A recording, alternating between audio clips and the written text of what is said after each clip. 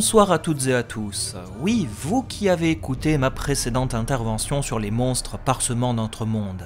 Alors oui, je sais bien que vous étiez profondément attristés de ne pas avoir eu la totalité du bestiaire fantastique et morbide, mais je préférais vous proposer cette exploration en deux parties, souhaitant avoir le temps de bien développer ce qui méritait d'être présenté. Que va-t-on avoir au menu du jour? Les insectoïdes, ces répugnantes créatures, les constructions magiques et leur subtilité, les ogroïdes et leur originalité, les entités surnaturelles car seuls les dieux sont capables d'une telle chose, mais aussi et surtout le meilleur pour la fin, les reliques qui sont de véritables curiosités à elles seules. Comme pour la première partie, je tiens à vous mettre en garde, si des monstres sont absents, c'est que l'on n'a aucune information sur eux ou qu'ils sont tout simplement non présents dans les livres dont je me suis inspiré pour cette présentation. J'ai aussi pris en compte le fait que vous ayez été plus ou moins perdu la dernière fois, c'est pourquoi je vais adopter un rythme beaucoup plus lent pour vous permettre de bien vous imprégner de tout ce que je viens de vous raconter. Notre décor est à nouveau planté, immergeons-nous ensemble dans cette description passionnante.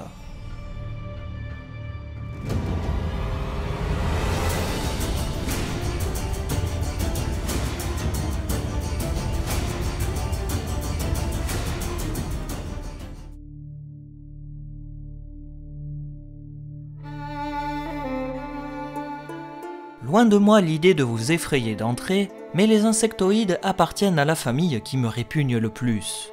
Maudits insectes, si j'en avais le pouvoir, je voudrais les écraser tous avec ma botte.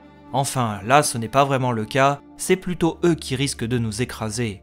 D'ailleurs, savez-vous que la plupart de ces insectoïdes sont des créations magiques qui ont échappé au contrôle des mages? Comme quoi au fond, l'humain n'en est pas à son premier coup d'essai, n'est-ce pas? Bon alors, que trouve-t-on dans ce groupe si sympathique? La tête d'œil est assurément le plus gentil de tous. De loin, il ressemble à un vieux tronc d'arbre couché au sol, mais de près, la créature peut être imposante et effrayante. Elle peut aussi attaquer si elle se sent menacée et utiliser son poison dont il n'existe pas d'antidote à ce jour. Cependant, elle reste une créature craintive qui fuit lorsque l'on fait du bruit. Viennent ensuite trois petites créatures qui ont plus ou moins les mêmes attributs, l'arachnomorphe qui est une araignée rapide agissant depuis des cavernes, le crabe araignée et les andriaques qui sont souvent confondus avec des orchidées et vivent dans les marécages et déserts. Elles possèdent de puissantes pattes et crocs capables de déchiqueter leur proie en 2 temps 3 mouvements. Des sales bestioles quoi. Ah, là on s'attaque à du lourd avec la Kikimora, une sorte de grande araignée effrayante couverte d'une peau sombre avec des yeux vitreux nous observant. Ses pattes font souvent office de puissants hachoirs capables de découper les malheureux qui s'en approchent trop. Il en va de même pour les Achénas, appelées aussi les grandes demoiselles. Un nom bien trop joli pour une créature marine répugnante. Un corps en forme de tronc d'arbre rappelant celui des têtes d'œil, des mandibules organisées comme des scies et 10 pattes puissantes. Il s'agit d'un grand insecte attaquant depuis les marais et fleuves, mais aussi sur terre où elle s'est adaptée à la chasse à l'homme. Actuellement, la rivière et le détroit du Pontard en sont infectés, ce qui ne facilite pas la traversée des navires marchands. Et que dire du scolopendromorphe, immense créature à l'allure de 1000 pattes qui s'entoure autour de ses proies afin de les étouffer et les broyer sous son étreinte.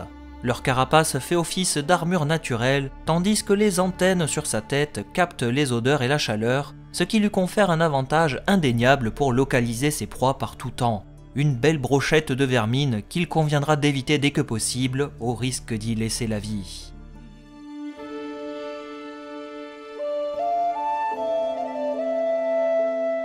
Mais voyons, ne vous endormez pas, on dirait que je vous ai jeté un sort. Les magiciens n'ont pas seulement modifié des insectes en leur conférant une taille 1000 fois plus grande que la normale, ils ont aussi été les créateurs de monstres de A à Z. Un adepte de la magie peut invoquer certaines de ses propres créations lorsqu'il en éprouve le besoin. Il en existe 2 catégories distinctes, les golems et les génies.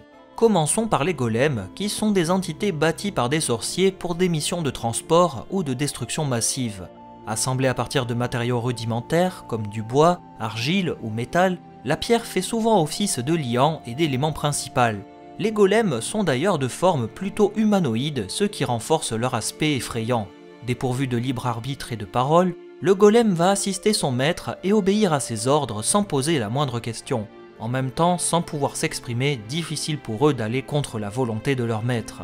mais il peut arriver parfois des accidents et des serviteurs peuvent échapper au contrôle exercé par le magicien, donnant lieu à des scènes surréalistes de destruction. On ne peut pas en dire autant des génies, qui sont des créatures élémentaires puissantes qui ne sont pas créées par les magiciens mais invoquées lors de différents rituels. Un génie est un être au pouvoir inimaginable contre lequel on ne peut rien faire si l'on n'est pas un minimum préparé. Il en existe 4 sortes et chacun a son propre domaine. Le djinn pour l'air, l'ifrit pour le feu, le marid pour l'eau et enfin le dao pour la terre. Un génie au service d'un magicien permet à ce dernier d'avoir des pouvoirs qui dépassent l'entendement. Herbert Stammelford, un des membres originaux du chapitre des magiciens, aurait fait appel à un dao, un génie de la terre, pour déplacer une montagne car elle eût masqué la vue depuis sa maison. En tout cas, s'il y a bien une chose de commune aux 4 types de génies, c'est qu'ils peuvent réaliser uniquement 3 vœux. Une fois ces 3 souhaits accomplis, les génies sont libérés de leur entrave et peuvent retourner dans la dimension où ils ont été invoqués. Des entités magiques à manier avec une extrême précaution, car la moindre faille sera exploitée contre vous, mes braves camarades.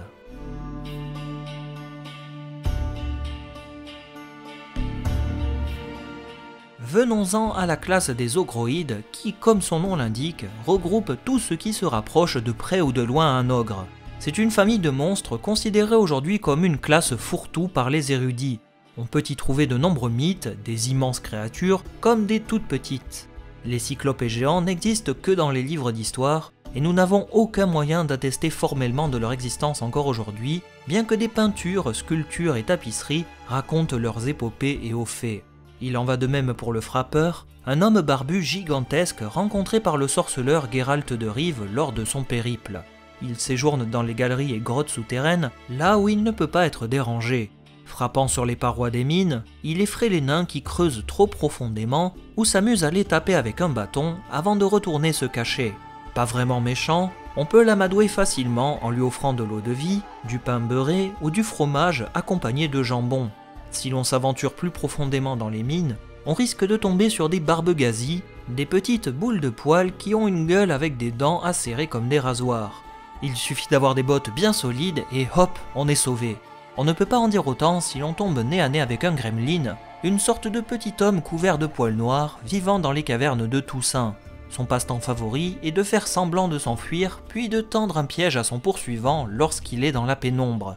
Avec ses dents et griffes puissantes, le gremlin peut aussi faire des ravages dans une mine, ça je peux vous le garantir. Par contre, je peux vous parler plus en détail des trolls qui sont de robustes et grandes créatures humanoïdes. On pourrait croire qu'ils sont idiots et maladroits, mais ils sont d'excellents charpentiers et maçons. Vivant près des ponts qu'ils ont construits ou non, ils extorquent de l'argent et des provisions à des voyageurs en faisant office de péage. Mais les humains tolèrent plus ou moins leurs agissements, car les trolls vont entretenir le pont en échange d'argent ou de biens, ce qui semble être un prix acceptable à payer. Il est cependant exagéré de vouloir les considérer comme des monstres, étant donné qu'ils se sont adaptés à la vie avec l'espèce humaine. Autrefois chassés par les sorceleurs, les attaques se font extrêmement rares de nos jours, tout comme les trolls amateurs de chair humaine. Ils commencent à porter des lambeaux de vêtements pour cacher leur nudité, ou bien essayent de jouer les marchands avec des humains en échange de services. Un exemple plus ou moins parfait de symbiose avec la société humaine en quelque sorte.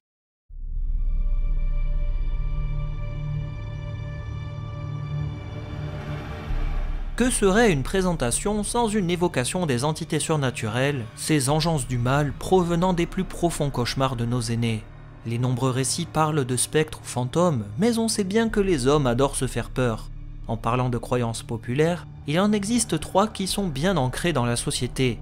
Je pourrais vous parler de la légende de la sorcière de la nuit, qui serait en réalité une abominable femme qui débarque durant la nuit de Samhain le 30 octobre pour maudire une femme enceinte, donnant naissance non pas à un enfant, mais à une strige.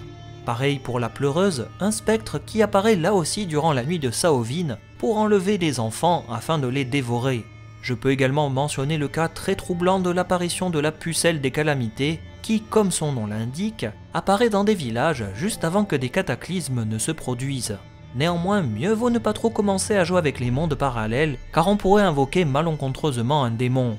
Créatures malveillantes, les démons sont appelés par des personnes désireuses de pactiser avec le diable par le biais de la goétie, une pratique aujourd'hui interdite dans le monde connu. Il suffit de posséder un grimoire nécromancien mentionnant le rituel, mais sans connaissance, il n'est pas facile de maîtriser le démon invoqué. Geralt dit avoir combattu à plusieurs reprises des démons, dont l'un qui avait pris possession du corps d'un loup et qui s'en alla parce que d'après le sorceleur, il commençait à s'ennuyer.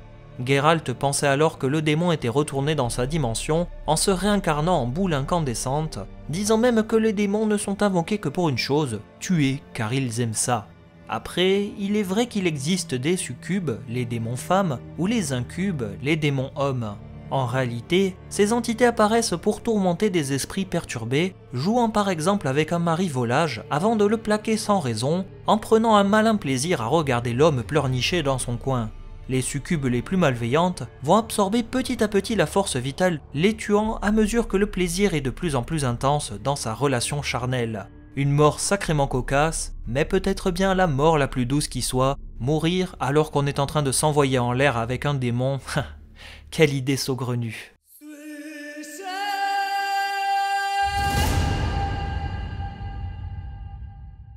Enfin, sachez qu'il existe des créatures qui sont décrites comme hors catégorie, ne rentrant dans aucune case prédéfinie, car il est dit qu'elles habitaient la Terre bien avant l'arrivée des humains, elfes ou même les gnomes et nains, ce qui nous fait remonter à l'aube des temps.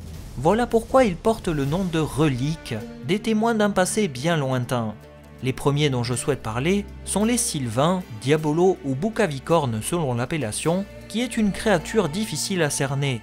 Ressemblant à un grand bouc dressé sur ses deux pattes arrière, qu'on pourrait confondre avec un démon, il ne s'agit pas d'une créature très agressive, sauf si l'on s'aventure sur son territoire.